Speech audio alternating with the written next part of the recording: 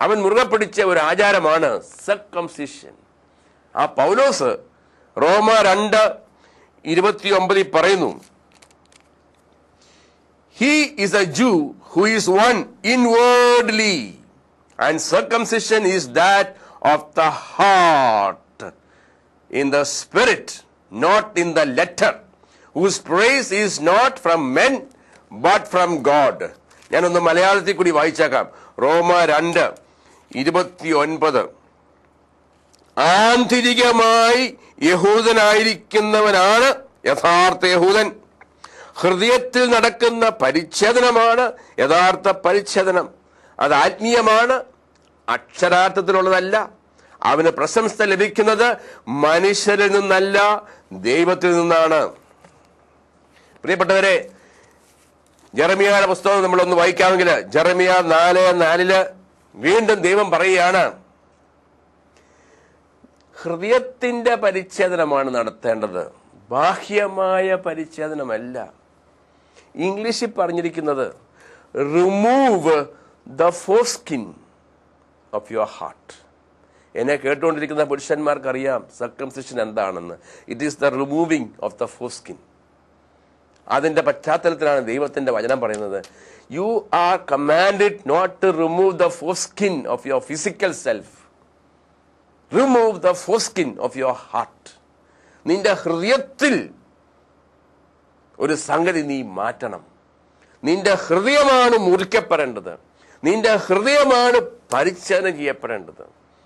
റോമാക്കാർക്ക് ലേഖനത്തില് ജെറമിയാക്കാർക്ക് പുസ്തകത്തില് 9-ാം അധ്യായം 25-26 വചനങ്ങളിൽ പറയുന്നുണ്ട്,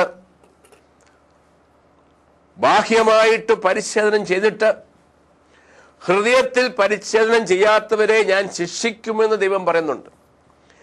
അതുകൊണ്ടാണ് ഞാൻ വീണ്ടും വീണ്ടും ഈ എപ്പിസോഡുകളിലൂടെയൊക്കെ നിങ്ങളെ ഒരുക്കുന്നത്. ഇനി ഉള്ള വചനങ്ങൾ കേൾക്കുന്നതിന് മുമ്പായിട്ട്, നമ്മുടെ ഹൃദയം കഠിനമാണെങ്കിൽ ഇനിയും കേൾക്കുന്ന വചനങ്ങൾ ഒന്നും നമ്മൾ സ്വീകരിക്കത്തുമില്ല, നമ്മൾ തള്ളിക്കളയും. ഈ രക്ഷ നമുക്ക് വരത്തില്ല. You got to remove the foreskin of your heart. നിങ്ങളുടെ ഹൃദയം നിങ്ങൾ പരിച്ഛേദനം ചെയ്യണം. ആ ഹൃദയത്തിന്റെ പരിച്ഛേദനം കഴിഞ്ഞ എപ്പിസോഡിൽ കേട്ടു. മനസ്സിന്റെ നവീകരണം, ചിന്താഗതികളുടെ മാറ്റം, ബോധ്യങ്ങളുടെ മാറ്റം, വിശ്വാസങ്ങളുടെ മാറ്റം.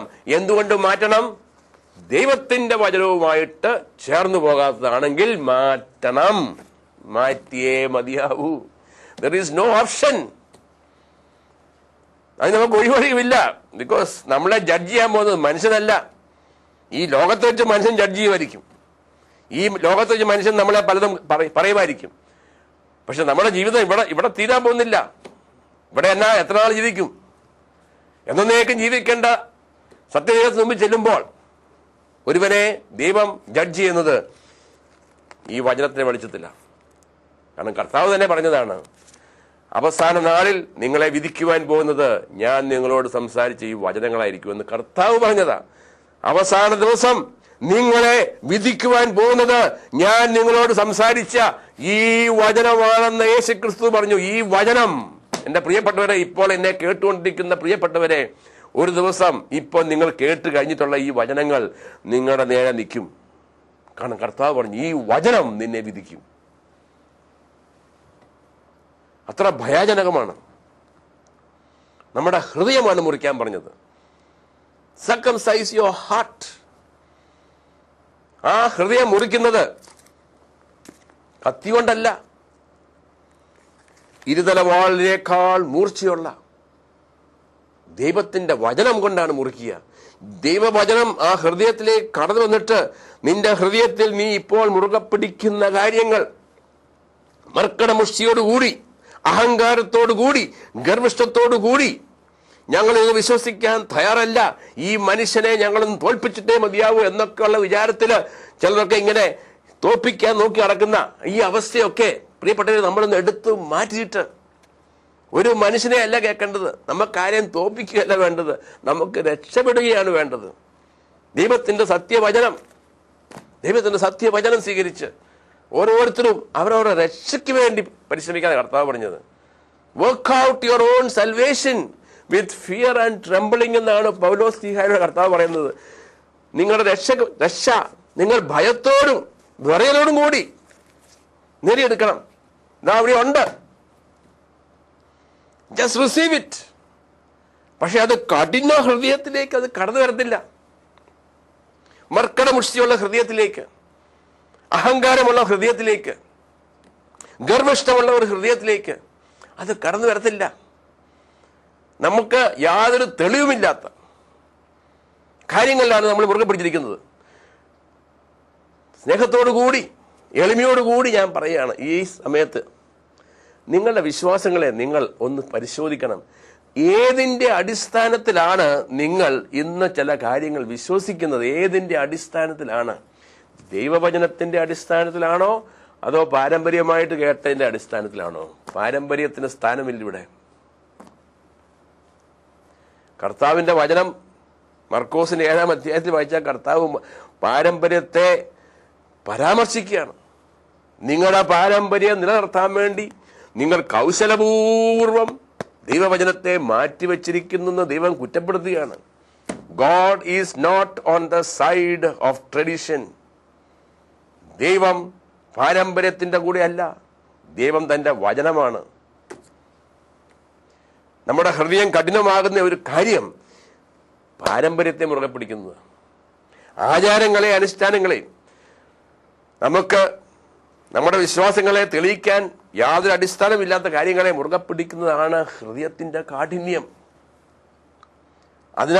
അങ്ങനെയാണ് അനേകര്, നമുക്ക് മുമ്പ് ജീവിച്ചിരുന്ന അനേകര് ഈ രക്ഷ കണ്ടെത്താതെ പോയതെന്ന് ദൈവത്തിന്റെ വചനം ഇവിടെ രേഖപ്പെടുത്തുകയാണ്.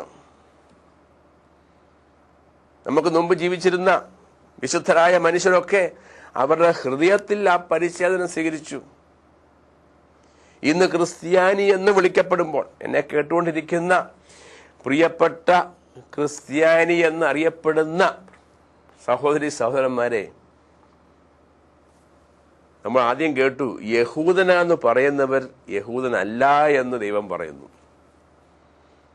ഇന്ന് ക്രിസ്ത്യാനി എന്ന് പറയുന്നവൻ ക്രിസ്ത്യാനിയാണോ എന്ന് ദൈവം അംഗീകരിക്കുന്നത് ഈ വചനത്തിന്റെ വെളിച്ചത്തിലാണെന്ന് അപ്പസ്തോലന്മാര് 11:26 വായിച്ചാൽ കാണാം. അവിടെ പറയുന്നു, യേശുവിന്റെ ശിഷ്യന്മാരെയാണ് ക്രിസ്ത്യാനി എന്ന് വിളിച്ചത്. ദൈവം കൊടുത്ത പേരാണ്, വചനത്തിൽ കാണുന്ന പേരാ, അല്ലാതെ മനുഷ്യരിട്ട പേരല്ലത്. ദൈവവചനത്തിൽ ദൈവം കൊടുത്തിരിക്കുന്ന പേരാണ് ക്രിസ്ത്യാനി, Christian, one who is in Christ. ക്രിസ്തുവിൽ ആയിരിക്കുന്നവൻ ക്രിസ്ത്യാനി എന്ന് ദൈവം കൊടുത്ത പേര് യേശുവിന്റെ ശിഷ്യന്മാർക്കാണ്. ആ ശിഷ്യന്മാരാകുന്നത് എങ്ങനെയാണെന്നാണ് യോഹന്നാൻ 8:31 കണ്ടത്. നിങ്ങൾ യഥാർത്ഥത്തിൽ എന്റെ വചനത്തിൽ നിലനിൽക്കുമെങ്കിൽ നിങ്ങൾ എന്റെ ശിഷ്യന്മാരാണ്. അങ്ങനെ വചനത്തിൽ ജീവിക്കുന്ന ശിഷ്യന്മാരെ ദൈവം വിളിക്കുന്ന പേരാണ് ക്രിസ്ത്യാനി എന്ന്. അങ്ങനെയാണെങ്കിൽ പ്രിയപ്പെട്ട ക്രിസ്ത്യാനി എന്ന് വിളിക്കപ്പെടുന്നവരെ, നിങ്ങളുടെ ജീവിതത്തിൽ ഈ വചനങ്ങൾ ഉണ്ടോ ഇല്ലയോ? ഇല്ലെങ്കിൽ ദൈവം പറയും, ക്രിസ്ത്യാനി എന്ന് വിളിക്കപ്പെടുന്നവർ ക്രിസ്ത്യാനി അല്ലെന്നല്ലേ പറയത്തുള്ളൂ. കാരണം ഒരു കാലത്ത് യഹൂദൻ എന്ന് വിളിക്കപ്പെടുന്നവൻ യഹൂദനല്ലെന്ന് ദൈവത്തിന്റെ വചനം പറഞ്ഞെങ്കിൽ എന്തുകൊണ്ട് പറഞ്ഞു? അവരുടെ വിചാരം യഹൂദനാകുന്നത് ബാഹ്യമായ പരിച്ഛേദനം ചെയ്യുന്നത് കൊണ്ടാണെന്നാണ്. എന്നാൽ ദൈവം പറഞ്ഞത്, എനിക്ക് ബാഹ്യമായ പരിച്ഛേദനമല്ല വേണ്ടത്, എനിക്ക് ആന്തരികമായ പരിച്ഛേദനമാണ് വേണ്ടത്. യഥാർത്ഥത്തിലുള്ള പരിച്ഛേദനം ഹൃദയത്തിൽ നടക്കുന്ന പരിച്ഛേദനമാണെന്നല്ലേ നമ്മൾ കേട്ടത്.